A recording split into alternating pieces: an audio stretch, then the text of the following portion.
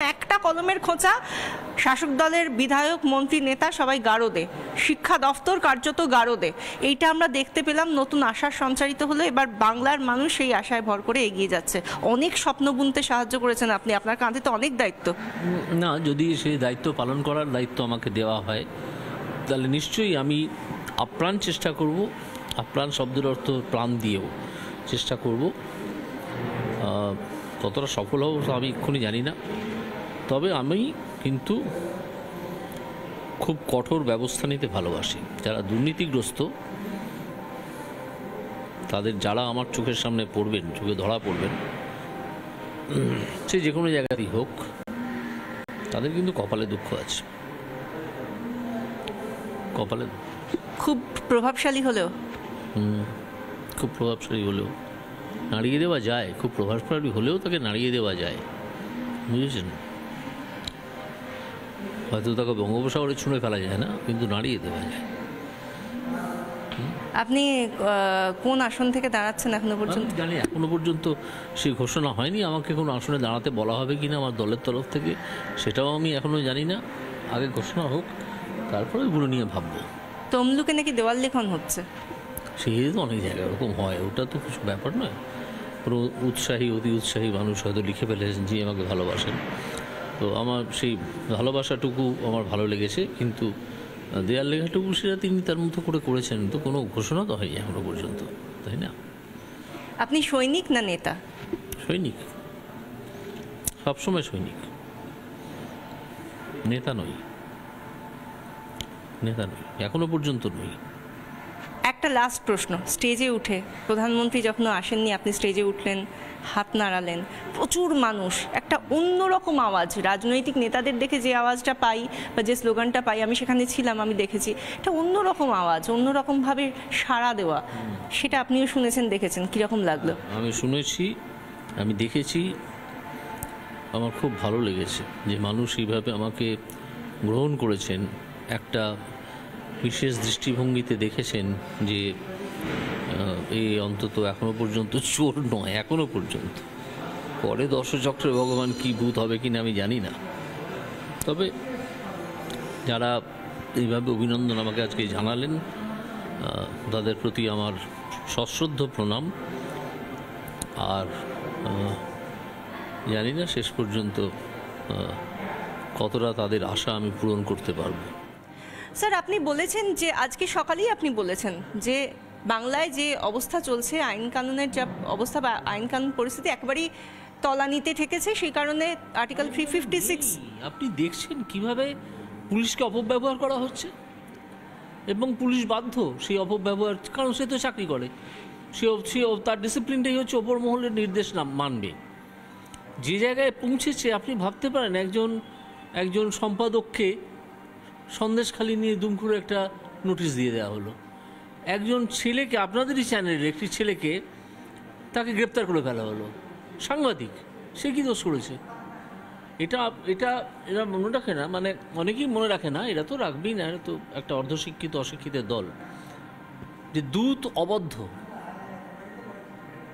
সাংবাদিককে মনে করতে হবে সাধারণ মানুষ এবং রাজনৈতিক দল বা অন্য কোনো ইভেন্ট, তার মধ্যেকার দূত। তিনি একটা খবর পৌঁছে দিচ্ছেন, তার উপর রাগ করা যায় না, তার উপর তাকে দোষ দেওয়া যায় না। অ্যারেস্ট তো অনেক দূরের কথা, তাই না? এই সব যারা করে কোন জায়গায় পৌঁছেছে বুঝতেই পারছেন। সন্দেশখালি দেখুন, সন্দেশখালিতে গত 11 বছর ধরে এইসব ঘটে যাচ্ছে। তিনি নাকি জানেন না, জানেন না। তো এত অপদার্থ যিনি এত জানেন না, একজন মুখ্যমন্ত্রী, এত অপদার্থ লোক ক্ষমতায় থাকবে কেন? 356 কনস্টিটিউশনাল মেশিনারি ভেঙে পড়েছে বলে আমি মনে করি। যেভাবে বিচারপতিদের আক্রমণ করা হলো, সেটাই তো যথেষ্ট প্রমাণ। আমাকেও করা হয়েছিল, জাস্টিস মান্থাকে করা হয়েছে, জাস্টিস ভয় দেখানোর জন্য জাস্টিস অমৃতা সিনহাকে করা হয়েছে। সুতরাং এ তো একেবারে 356-এর একেবারে উপযুক্ত অবস্থা। মানে বাংলায় এই মুহূর্তে রাষ্ট্রপতি শাসন জারি ছাড়া আর কোনোভাবে আইন কানুন ব্যবস্থাকে রেস্টোর করার আর কোনো জায়গা নেই। কীভাবে হবে? এদের হাতে তো হবে না, এরা তো দুর্বৃত্ত, তাই না? এরাই তো সেই খারাপ কাজগুলো করে, এবং পুলিশ তাদেরকে ছোঁয় না। মানে পুলিশ কি একেবারে, যেটা বিরোধীরা সবসময় একটা অভিযোগ করে যে দলদাস, পুলিশকে আপনি কিভাবে দেখেন? সত্যি কি তাদের অভিযোগটা সত্যি কি? অনেকটা সত্যি, অনেকটা সত্যি। পুলিশ দলদাস হয়ে যেতে বাধ্য, কী করবেন? পুলিশ, আমাদের কলকাতা পুলিশ বা বেঙ্গল পুলিশে এত সব ইন্টেলিজেন্ট পারসনস আছেন, তাদের পক্ষে কোনো একটা তদন্ত বা একটা রহস্য ধরে ফেলা, উদ্ঘাটিত করা সামান্য কাজ, কিছুই না। তারা এত ওয়েল ইকুইপড সব ব্যাপারে। আপনি একটা জিনিস লক্ষ্য করেছেন, দেখবেন যখন কোনো হঠাৎ একটা খুন হয়ে গেল, খুঁজে পাওয়া যাচ্ছে না কে খুন করে গেল অমুক তমুক, পুলিশ 3 দিনের বেশি সময়ই নেয় না তাকে খুঁজে বার করতে, 3 দিনের মধ্যে হয়ে যায়। আর ওখানে একজন পলিটিক্যাল লিডার, তৃণমূলের একজন লিডারকে একটু জড়িয়ে দিন, দেখবেন পুলিশ 10 বছরেও খুঁজে বেরো না। দেখতে পেয়েছেন? এইরকম তো এইগুলো তো প্রমাণ করে যে একটা আইন শৃঙ্খলা পরিস্থিতি একেবারে এমন বায়াসড হয়ে গেছে যে শুধুমাত্র যারা ক্ষমতাসীন দল তারা বেঁচে যাবে যা খুশি তাই করে, আর ধরা পড়বে শুধুমাত্র সাধারণ মানুষ। সাধারণ মানুষ যদি অপরাধ করে নিশ্চয়ই ধরা পড়বে, তাতে আমার কোনো আপত্তি নেই। কিন্তু আপনি একজন সাংবাদিককে ধরে নিয়ে চলে যাবেন, হঠাৎ কারো ওপর লাঠি গুলি চালিয়ে দেবেন। গুলি তো মমতা ব্যানার্জি খুব একটা চালান নেই, একটা দুটো ইভেন্ট ছাড়া, সুতরাং এই কথাটা বলা আমার ভুলই হলো।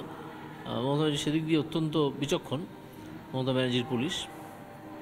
লাঠি ফাটি তো আকছার চালিয়েছে। স্বপ্নের ফেরিওয়ালা হওয়ার স্বপ্ন দেখেন? স্বপ্নের ফেরিওয়ালা না, স্বপ্নের ফেরিওয়ালা হবো কেন? হলে একেবারে স্বপ্নের কী বলবো, স্বপ্নের কোলে মার্কেট খুলে বসবো, যেখানে স্বপ্ন মানে একেবারে পাল্লা দরে বিক্রি হবে, 15 কেজি করে বিক্রি হবে, 5 কেজি করে বিক্রি হবে, এইরকম স্বপ্ন। আড়তদার হয়ে যাবো, স্বপ্নের আড়তদার। অনেক অনেক ধন্যবাদ আপনাকে। এবং আপনাকে সত্যি মানে আমি জানি না, আমি এতক্ষণ ধরে বসেছিলাম, কথা বললাম আপনার সঙ্গে, মনে হলো পরিবারের কোনো মানুষের সঙ্গে কথা বলছি, কোনো বিচারপতি, এক্স বিচারপতি বা কোনো নেতা তার সঙ্গে নয়, খুব সাধারণ একজন বাঙালি মানুষের সঙ্গে কথা বলছি, যে আড্ডাটাই এখন কিন্তু বিরল। আমার সবচেয়ে বিপদ কি জানেন তো, আমি একবার আড্ডার মুডে চলে গেলে আর উঠতে পারি না, আর থামতে পারি না। ওই জন্য আমার একটা টিভি ইন্টারভিউ অনেকক্ষণ ধরে চলে, তখনই আমি আড্ডার মুডে চলে যাই। কফি হাউসের মানুষ তো, সেই জন্য এরকম হয়েছে। বলা হয় যে বাঙালির নাকি আড্ডা হারিয়ে যাচ্ছে, সেই পুরনো কলকাতার রকের আড্ডাও হারিয়ে যাচ্ছে, কিন্তু কে বলবে অভিজিৎ গাঙ্গুলিকে দেখলে যে আড্ডা হারিয়ে যাচ্ছে, বাঙালি হারিয়ে যাচ্ছে, বাঙালির মেধা হারিয়ে যাচ্ছে? সেসব তো হারাচ্ছেই না, বরং সংরক্ষণ হচ্ছে, আর সেই সঙ্গে স্বপ্নও সংরক্ষণ হচ্ছে। বাঙালি ভীষণভাবে বেঁচে উঠবে, আপনি দেখুন না, একটু দেখুন। আমি আশা করি বিজেপি এখানে লোকসভা ইলেকশনে অত্যন্ত ভালো ফল করবে, এবং সামনের বিধানসভায় যদি তৃণমূল টিকে থাকে, দলটা টিকবে কিনা আমার খুব সন্দেহ আছে। মানে লোকসভা ইলেকশনের পরেই হয়তো দলটা ভেঙে চুরমার হয়ে, কি হবে, ভেঙে চুরমার হয়ে যেতে পারে, তাই না? সেই দলে কংগ্রেসে চলে গেল, বিজেপিতে চলে এলো, অন্য কোনো কোথাও চলে গেল, ফরওয়ার্ড ব্লক হতে চলে গেল, এরকমও হতে পারে। ঠিক আছে, শুধু মমতা ব্যানার্জির সঙ্গে তার কিছু লোক পড়ে রয়েছে, এরকম হতেই পারে, হওয়াটা কিছু অস্বাভাবিক নয়। দলটা তো কিছু নেই, আমি গত 4 দিন ধরে একই কথা সকলকে বলে আসছি, আপনাকে আজকে প্রথম দিন দেখলাম, আপনাকে বলছি, ওদের যদি কোনো পলিটিক্যাল থট থাকে, তারপর যদি কোনো বইটই লেখা থাকে, আমি একটু বলবেন তো, আমি পড়ব। আমি তো ওদেরকে একটা পলিটিক্যাল রাজনৈতিক দল বলে মনে করি না, পলিটিক্যাল পার্টি বলে মনে করি, এটা যাত্রা পার্টি বলে মনে হয়। হ্যাঁ, যাদের প্রোডাকশনের নাম হচ্ছে মা মাটি মানুষ, বুঝতে পেরেছেন তো? সেরকম যাত্রা দলে যেরকম হয় সেরকম হচ্ছে ঘটনা। অর্থাৎ অভিজিৎ গাঙ্গুলি আজকে এই জায়গায় দাঁড়িয়ে শাসক দল, যারা কিনা 12 বছরের বেশি সময় ধরে রাজ্যে শাসনভার চালাচ্ছে, তাদেরকে কার্যত যাত্রাপালা এবং তাদের সেই পালার নাম মামাটি মানুষ এভাবে তুচ্ছ তাচ্ছিল্য করে কটাক্ষ করছেন। জানি না পরবর্তীতে শাসক দলের সুপ্রিমো বা সর্বভারতীয় সাধারণ সম্পাদক তারা এর কোনো উত্তর দেবেন কিনা, পরবর্তীতে আমরা অবশ্যই সেদিকে নজর রাখবো। সামনেই রয়েছে গর্জন, জনগর্জন, সেদিকেও নজর থাকবে। কিন্তু অভিজিৎ গাঙ্গুলি বলছেন বাঙালি জেগে উঠবে, বাংলা জেগে উঠবে, বাংলার যে এই মুহূর্তে অবস্থা বা দুর্নীতিগ্রস্ত অবস্থা, সেখান থেকেও বাংলা উঠে দাঁড়াবে। আর সেই স্বপ্ন দেখাচ্ছেন অভিজিৎ গাঙ্গুলি, মোদিজি অর্থাৎ প্রধানমন্ত্রী নরেন্দ্র মোদীর হাতটাকে শক্ত করে ধরে রেখে। ক্যামেরায় মেরাজ আলীর সঙ্গে বিশাখা রুদ্র, রিপাবলিক বাংলা, শিলিগুড়ি।